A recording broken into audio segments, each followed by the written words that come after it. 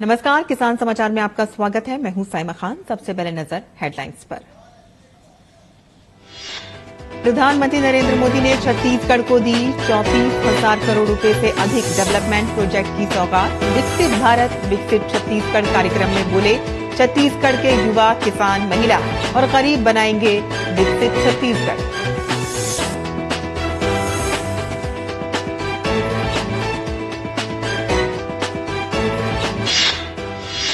प्रधानमंत्री नरेंद्र मोदी ने सहकारी क्षेत्र के लिए कई प्रमुख पहलों का किया शुभारंभ। सहकारी क्षेत्र में विश्व की सबसे बड़ी अनाज भंडारण योजना की पायलट परियोजना का भी किया उद्घाटन। प्रधानमंत्री ने कहा कि खेती और किसानी की नींव को मजबूत करने में सहकारिता की शक्ति की बहुत बड़ी भूमिका।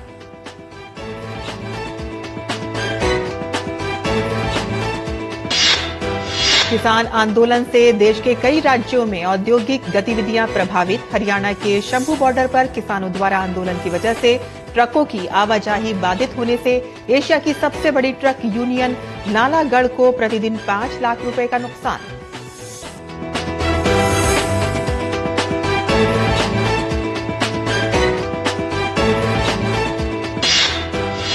केंद्रीय सरकार ने मछुआरों की मौत की स्थिति में मुआवजा 1 लाख से बढ़ाकर किया 5 लाख रुपए।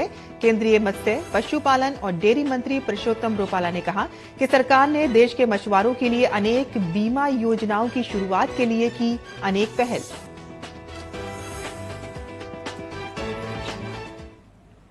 और अब समाचार विस्तार से।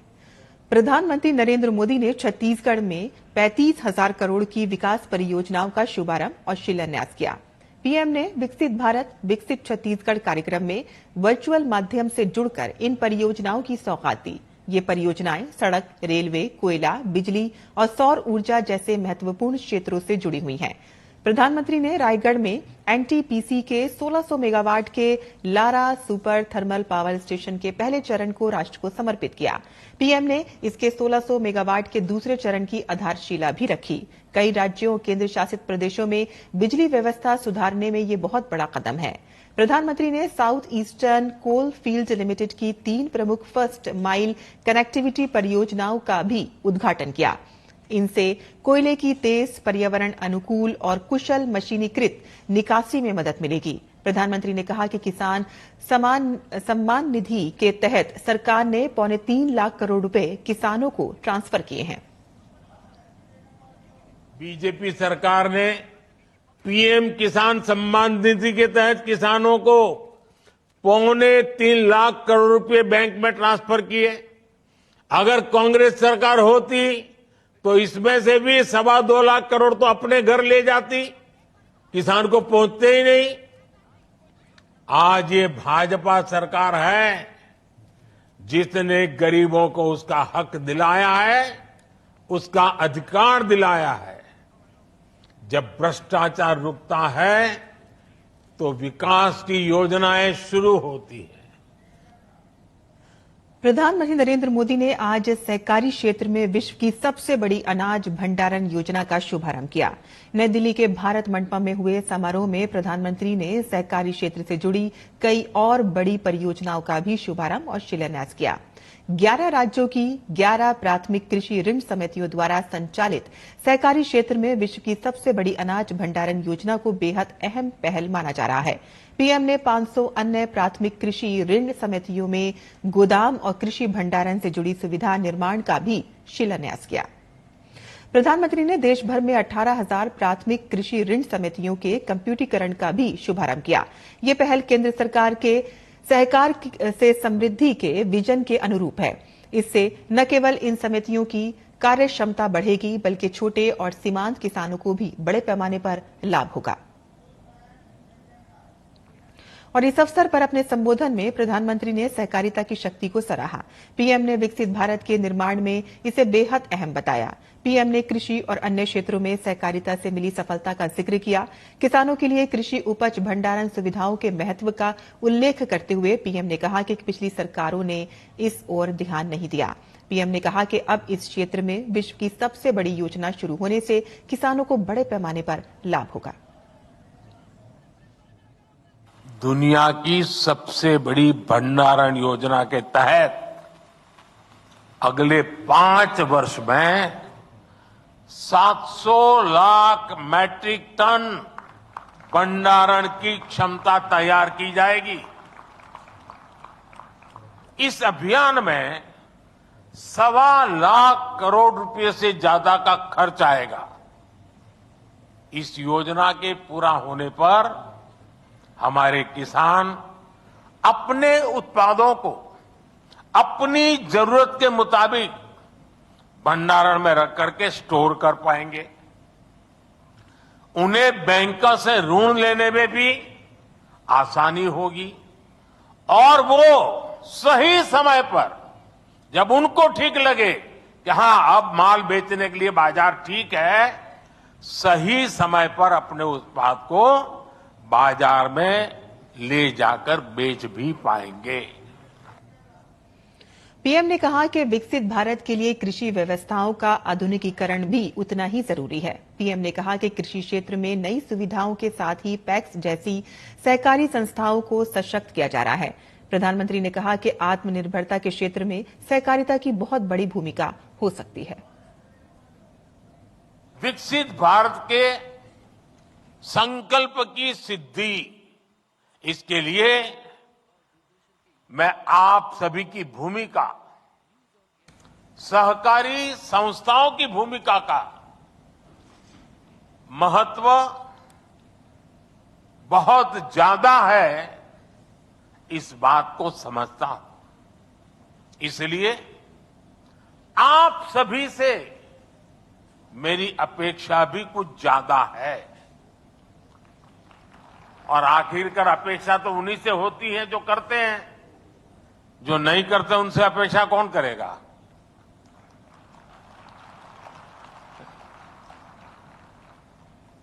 आत्मनिर्भर भारत के निर्माण में आप जितना ज्यादा और जितना ज्यादा सक्रिय योगदान बढ़ाएंगे, हम अपने लक्ष्यों को जल्दी प्राप्त कर पाएंगे।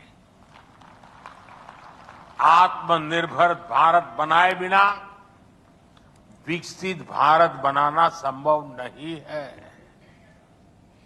पीएम ने कहा कि गुजरात में सहकारिता के क्षेत्र में महिला सशक्तिकरण में महत्वपूर्ण योगदान किया है। प्रधानमंत्री ने सहकारिता के क्षेत्र में नई तकनीक के अधिक प्रयोग पर भी बल दिया। गुजरात में हमने देखा है कि जब दूध का पैसा सीधा बहनों के खातों में जाना शुरू हुआ तो उसका एक सार्थक सामाजिक परिवर्तन आया। अब तो हमारी सहकारी समितियां, हमारे पैक्स कंप्यूटराइज हो चुके हैं। इसलिए अब यह सुनिश्चित होना चाहिए कि जो भी काम हो, जो भी पेमेंट्स हो, वो डिजिटली हो। विशेष रूप से कोऑपरेटिव बैंक्स को डिजिटल टेक्नोलॉजी को आत्मसात करने के लिए तेजी से काम करना चाहिए। प्रधानमंत्री ने कहा कि हम 70 वर्षों से कृषि प्रधान देश की बात करते रहते हैं, लेकिन दुर्भाग्य की बात देखिए कि हम हजारों करोड़ रुपए का खाने का तेल भी दूसरे देशों से मंगाते हैं। उन्होंने कहा कि हमें डीजल पेट्रोल के आयात को भी कम करना है। प्रधानमंत्री ने कहा कि आज एथेनॉल का उत्पादन बढ़ा है। हमें अब आप देखिए, खाने का तेल भी बाहर से आता है और ऊर्जा के लिए जो तेल चाहिए गाड़ी चलाने के लिए, ट्रैक्टर चलाने के लिए, पेट्रोल, डीजल, ये फ्यूल से जुड़ा अपना इंपोर्ट बिल भी, इसको भी हमें कम करना है। इसके लिए हम इथेनॉल को लेकर आज बहुत बड़ा काम कर रहे हैं। बीते 10 वर्षों में इथेनॉल के प्रोडक्शन, खरीद और ब्लेंडिंग तीनों में कई गुना बढ़ोतरी हुई है। आज ये काम ज्यादातर चीनी मिलों के जिम्मे है और सरकारी कंपनियां उनसे इथेनॉल खरीदती है। क्या इसमें सहकारी समितियां नहीं आ सकती है क्या? जितनी ज्यादा आएगी उतना ही इसका स्केल और बढ़ जाएगा। दालों के इंपोर्ट को कम करने का, अब देखिए कृषि प्रधान देश धार बाल से ला करके खाते हैं। दालों के इंपोर्ट को कम करने के मामले में भी मेरे सहकारिता क्षेत्र के लोग बहुत बड़ा काम कर सकते हैं, अग्रणी भूमिका निभा सकते हैं। मोटे अनाज का जिक्र करते हुए प्रधानमंत्री ने कहा कि दुनिया के हर डाइनिंग टेबल पर भारत का मिलेट ब्रांड क्यों ना हो। इससे देश का खाद्य से जुड़ा इंपोर्ट बिल भी कम हो जाएगा। हमारे किसानों के, छोटे उद्यमियों के प्रोडक्ट्स की ग्लोबल ब्रांडिंग के काम में भी आपको आगे आना चाहिए। अब देखिए गुजरात का, मैं और पहले गुजरात में जो डेयरी थी सब अलग अलग नाम से काम करते थे। जब से अमूल एक ब्रांड बन गई, डेयरी बहुत है, अलग अलग है, लेकिन अमूल एक ब्रांड बन गई, आज ग्लोबली उसकी आवाज सुनी जाती है। हम भी हमारे अलग अलग उत्पाद का एक कॉमन ब्रांड बना सकते हैं।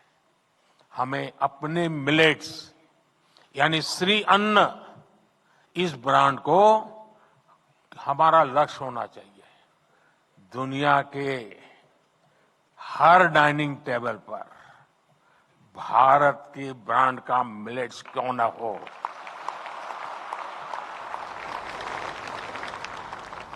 इसके लिए कोऑपरेटिव्स को एक व्यापक एक्शन प्लान बना करके आगे आना चाहिए।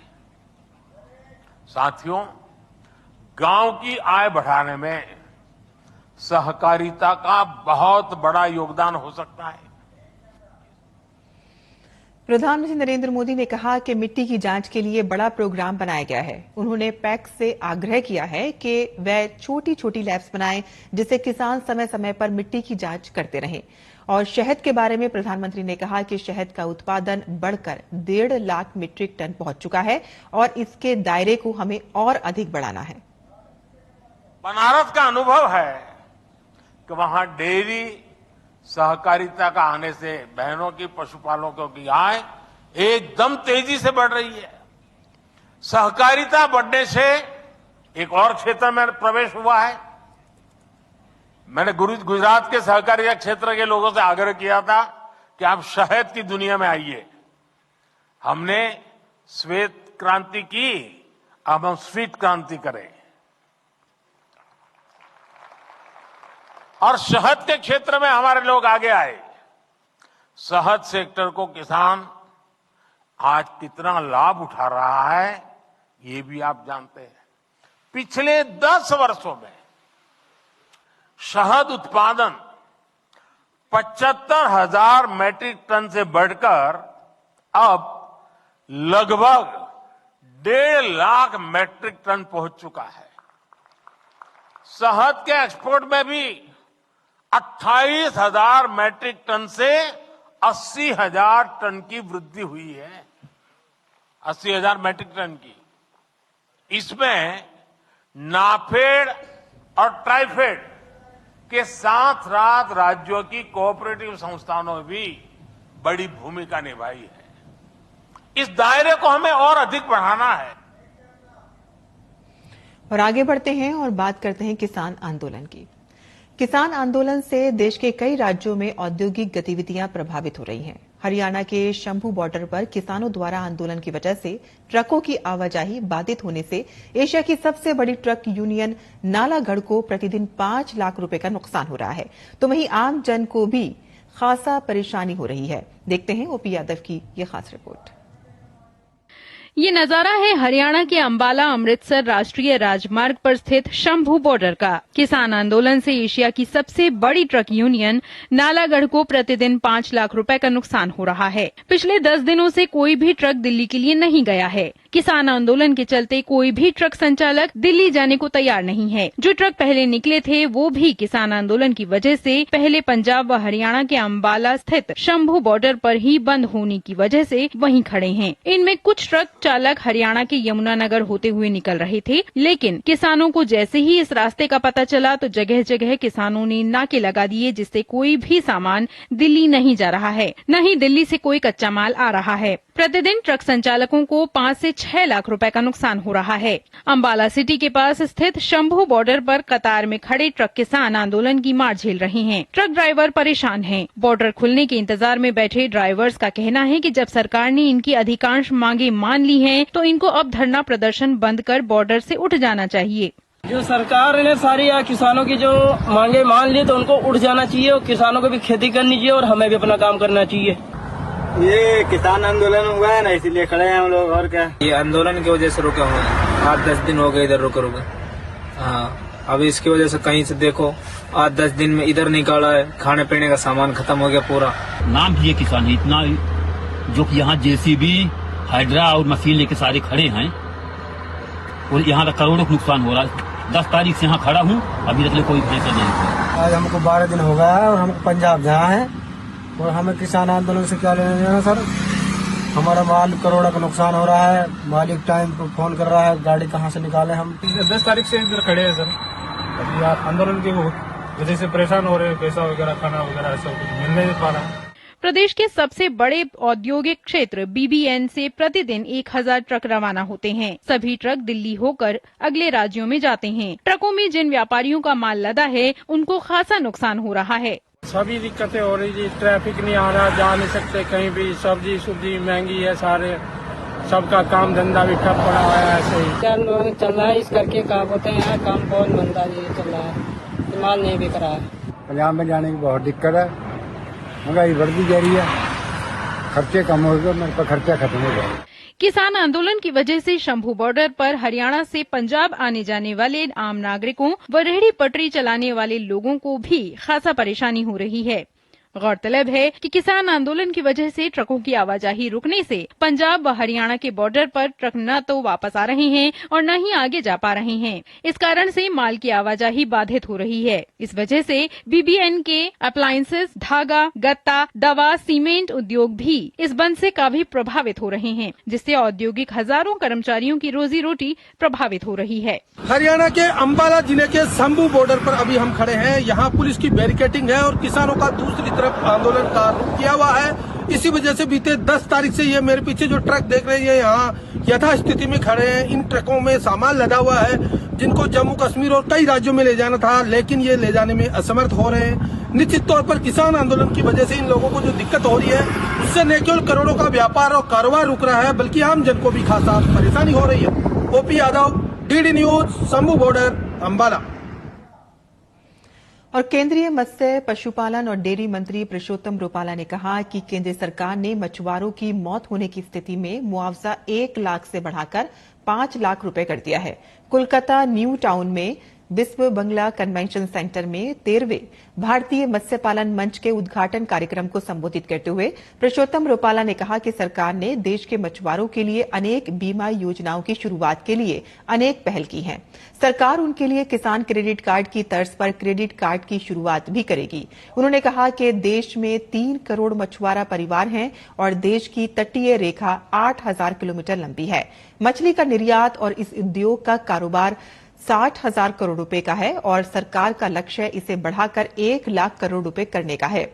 रुपाला ने बताया है कि 2014 के बाद केंद्र सरकार ने मत्स्य उद्योग और इससे संबंधित क्षेत्रों के लिए 38,000 करोड़ रुपए आवंटित किए हैं, जबकि आजादी के बाद 2014 तक इस क्षेत्र के लिए कुल 3,680 करोड़ रुपए आवंटित किए गए थे।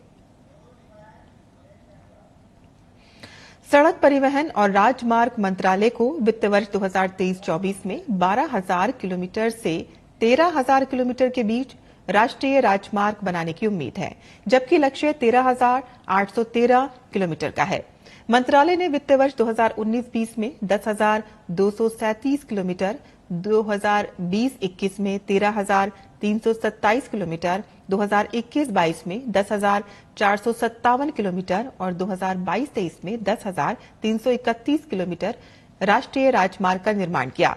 मंत्रालय ने जनवरी 2024 के अंत तक 7,685 किलोमीटर राष्ट्रीय राजमार्ग का निर्माण पूरा कर लिया है। और किसान समाचार में आप जान लेते हैं मुल्क भर की मंडियों का भाव।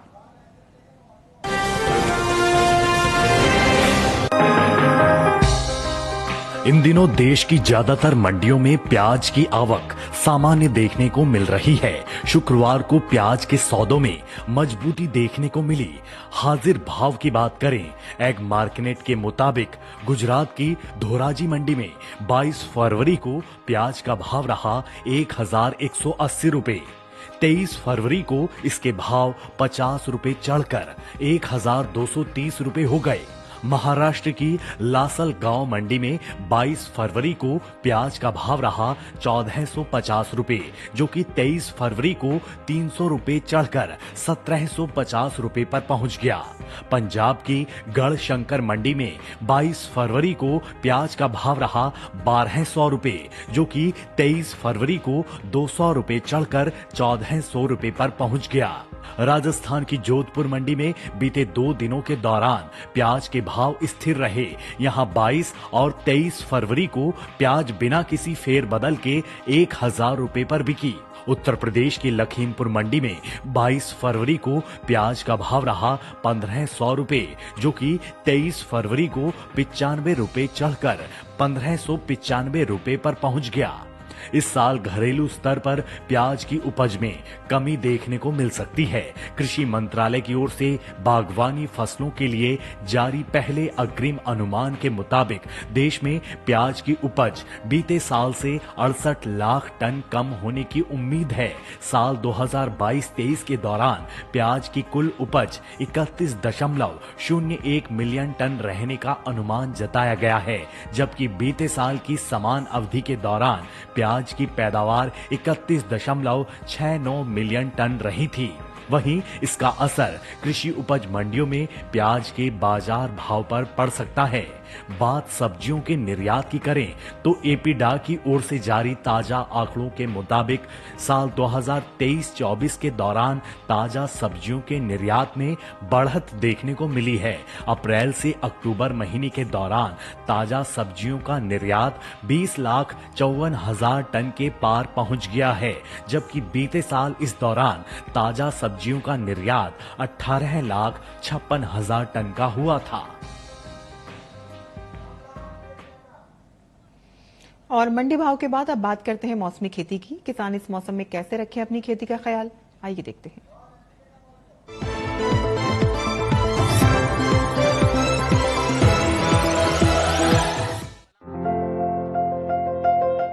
मौसम को ध्यान में रखते हुए उत्तर प्रदेश के किसान गेहूं फसल की लगातार निगरानी करते रहें। अभी का समय गेहूं फसल में रतुआ रोग लगने के लिए अनुकूल है। काले, भूरे या पीले रतुआ रोग के लक्षण दिखाई देने पर कृषि वैज्ञानिकों की सलाह पर कीटनाशकों का छिड़काव करें। साथ ही खेतों में लगे आलू की फसल की लगातार निगरानी करते रहें। यह समय आलू की फसल में झुलसा रोग लगने का खतरा है। लक्षण दिखाई देने पर विशेषज्ञों की सलाह लेकर उचित कीटनाशकों का छिड़काव करें। यहाँ के किसान प्याज की फसल की भी लगातार निगरानी करें। थ्रिप्स रोग से संक्रमित प्याज के पौधों को उखाड़कर नष्ट कर दें, ताकि वे अन्य फसल को बर्बाद ना करें।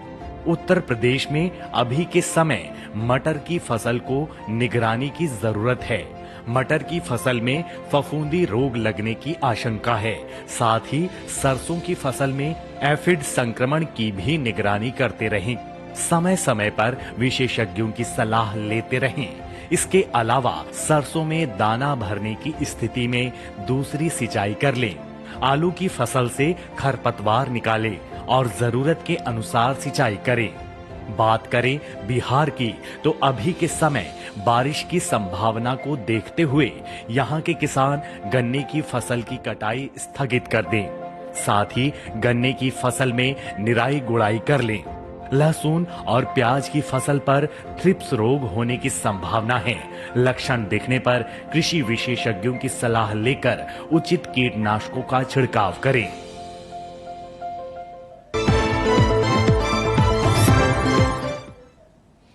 और खेती किसानी से जुड़ी खबरों के बाद आइए अब नजर डाल लेते हैं कुछ और खबरों पर।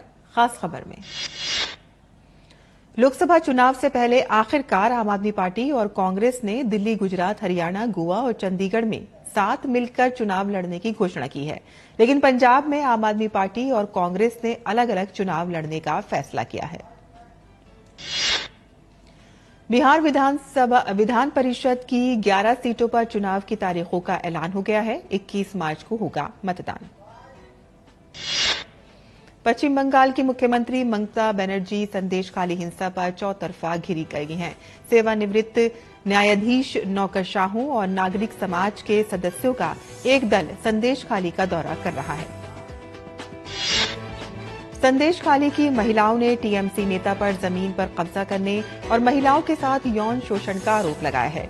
लोगों की मांग है कि उन्हें जल्दी से जल्दी न्याय मिले और संदेशखाली हिंसा के मास्टरमाइंड शाहजहां शेख को गिरफ्तार कर सलाखों के पीछे भेजा जाए। उत्तराखंड में नैनीताल पुलिस ने भनपुलपुरा हिंसा के वित्त पोषण में एक एनजीओ की भूमि की पहचान करते हुए नोटिस जारी किया है। इसमें लोगों से कहा गया है कि वो इस एनजीओ को दान ना करें। इस एनजीओ का नाम हैदराबाद यूथ करेज है।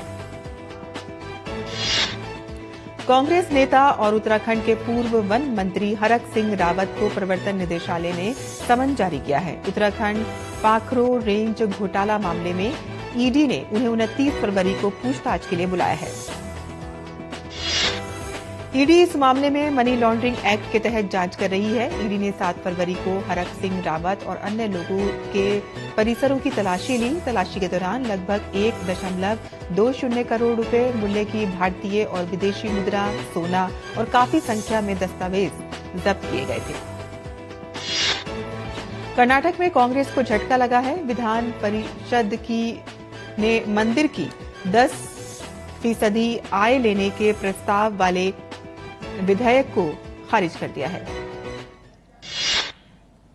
और किसान समाचार में आज के लिए बस इतना ही। अनुमति दें। नमस्कार।